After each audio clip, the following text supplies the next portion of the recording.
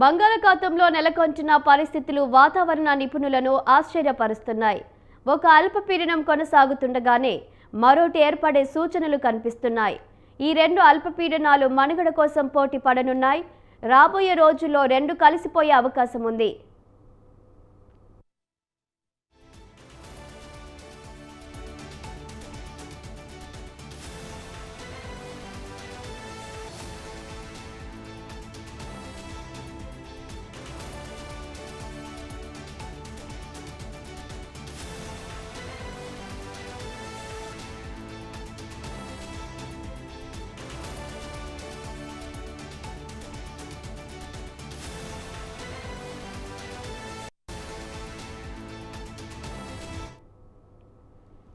Malacca జలసంధి సమీపంలో ప్రస్తుతం తీవ్ర అల్పపీడనం కొనసాగుతుంది.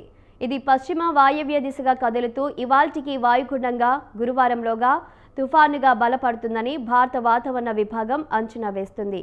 ఇది తుఫానుగా బలపడేందుకు పరిస్థితులు అనుకూలంగా ఉన్నాయని నిపుణులు చెబుతున్నారు.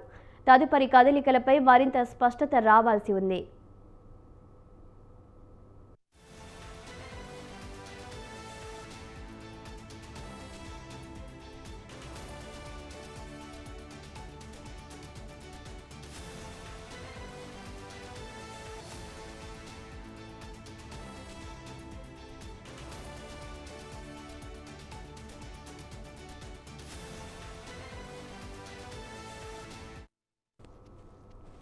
గత గణాంకాల ప్రకారం నవంబర్లో ఏర్పడే తుఫాన్లు చాలా వరకు పశ్చిమ బెంగాల్, బంగ్లాదేశ్ వైపు వెళ్తుంటాయి. కొన్ని మాత్రం ఏపీ, తమిళనాడు తీరాలను తాకాయి.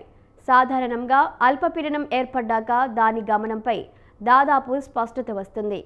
ఇప్పటి వరకు దీనిపై సరైన స్పష్టత లేదని, తుఫానుగా బలపడిన తర్వాతే దీని దిశ, గమనం, తీరాన్ని తాకే కేంద్రంపై అంచనాకు రాగలవని నిపుణులు తెలిపారు.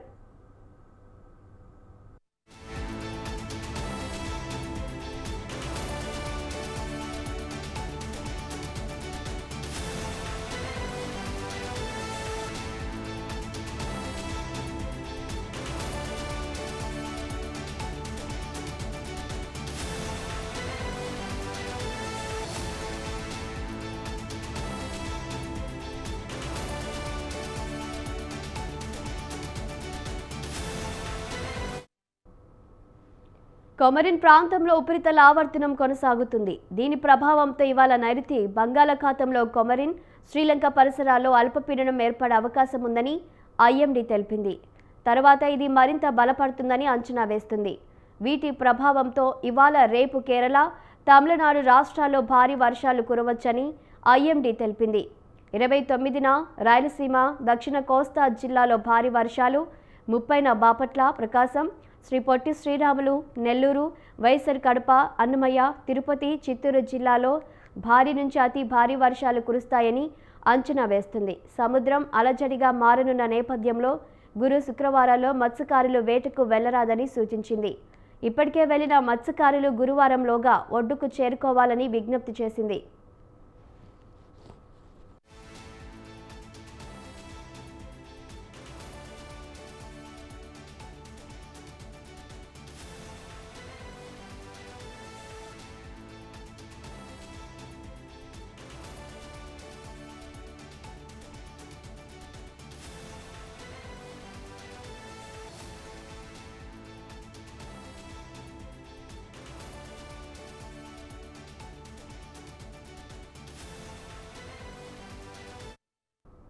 మలక్కా జలసంధి సమీపంలో కొనసాగుతున్న తీవ్ర అల్పపీడనం వాయుగుండంగా బలపడుతుందని, ఈ నెల 30 నాటికి బలహీన పడుతుందని పలు వాతావరణ నమూనాలు అంచనా వేస్తున్నాయి.